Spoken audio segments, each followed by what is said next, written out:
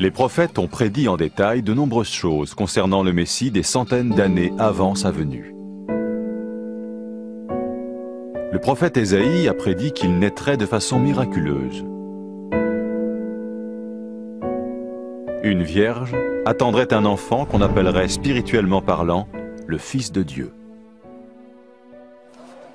Le prophète Michée a prédit que le Messie naîtrait à Bethléem, tandis que le prophète Zacharie a dit à l'avance qu'il ferait son entrée dans Jérusalem sur un âne, et que Judas, l'un de ceux qui le suivaient, le trahirait.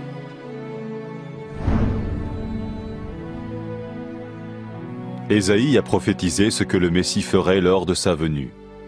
L'Éternel m'a oint pour porter la bonne nouvelle aux malheureux, pour guérir les cœurs brisés, pour proclamer aux captifs la liberté et annoncer que le temps vient où l'Éternel va sauver son peuple.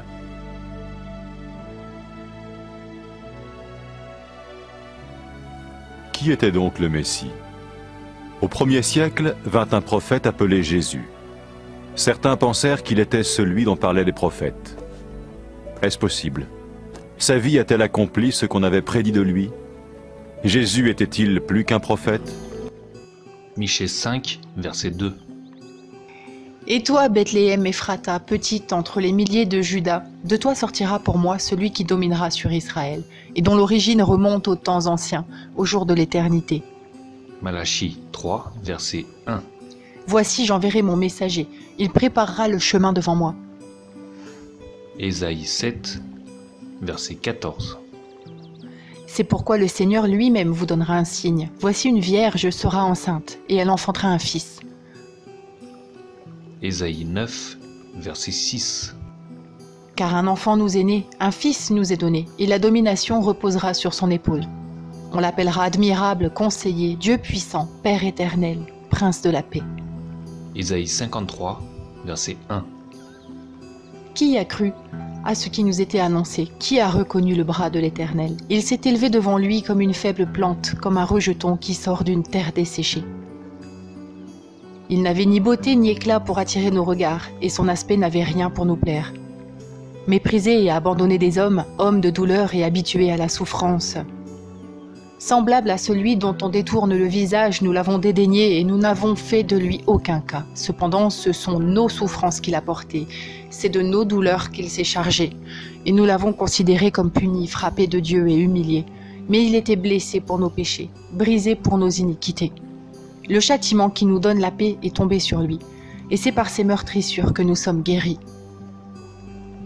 Nous étions tous errants comme des brebis, chacun suivait sa propre voie, et l'Éternel a fait retomber sur lui l'iniquité de nous tous. Il a été maltraité et opprimé, il n'a point ouvert la bouche, semblable à un agneau qu'on mène à la boucherie.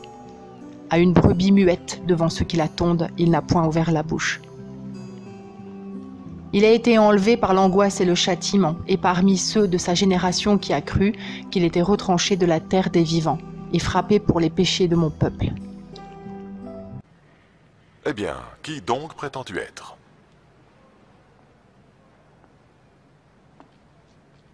Qui sont ceux que tu appelles tes disciples?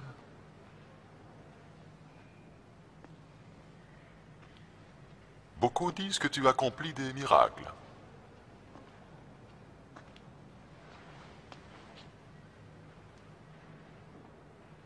Fais-en un pour moi. Majesté, il est accusé de corrompre notre peuple, et il prétend être un roi. Cet homme-là? Un roi?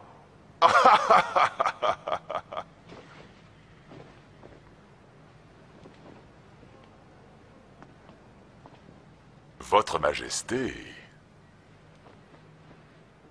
Frappez-le, fort!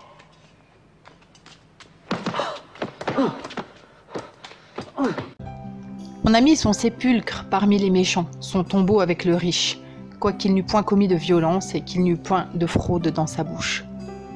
Il a plu à l'Éternel de le briser par la souffrance. Après avoir livré sa vie en sacrifice pour le péché, il verra une postérité et prolongera ses jours, et l'œuvre de l'Éternel prospérera entre ses mains. À cause du travail de son âme, il rassasiera ses regards. Par sa connaissance, mon serviteur juste justifiera beaucoup d'hommes, et il se chargera de leurs iniquités. C'est pourquoi je lui donnerai sa part avec les grands. Il partagera le butin avec les puissants. Parce qu'il s'est livré lui-même à la mort et qu'il a été mis au nombre des malfaiteurs. Parce qu'il a porté les péchés de beaucoup d'hommes et qu'il a intercédé pour les coupables. Zacharie 9, verset 9. Pousse des cris de joie, fille de Jérusalem. Voici ton roi vient à toi. Il est juste et victorieux. Il est humble et monté sur un ânon, le petit d'une ânesse. Quand il approcha de la ville et qu'il l'aperçut, il pleura sur elle.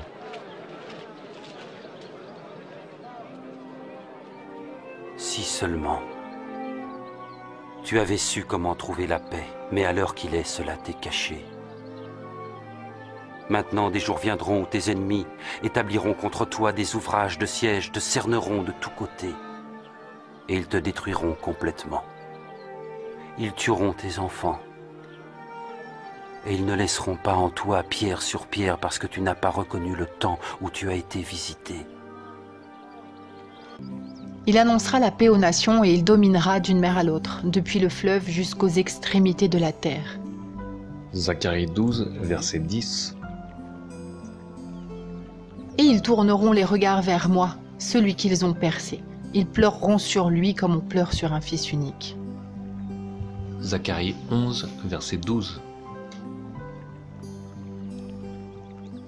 Je leur dis, si vous le trouvez bon, donnez-moi mon salaire, sinon ne le donnez pas. Et ils pesèrent pour mon salaire 30 pièces d'argent. L'Éternel me dit, jette-le au potier, ce prix magnifique auquel ils m'ont estimé. Et je pris les 30 pièces d'argent et je les jetai dans la maison de l'Éternel pour le potier. Et le conseil des anciens se réunit pour voir comment il pourrait faire mourir Jésus. C'est alors que Satan entra en Judas Iscariote, l'un des 12 disciples de Jésus. Il alla les trouver pour mettre sur pied un piège.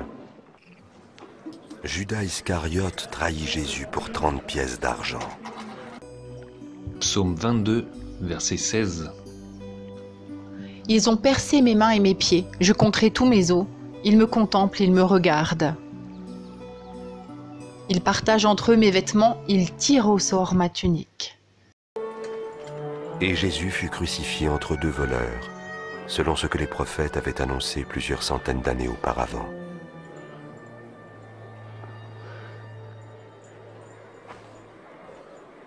Eh soldats, voici la tunique d'un mystique. La voici. Ne la déchire pas. Et attends donc. On va la jouer. D'accord. Voilà, d'accord. Ah, j'ai perdu. Vas-y, à toi. Ah, j'ai perdu aussi. Ah, tu as gagné. Tu as de la chance. Qu'est-ce que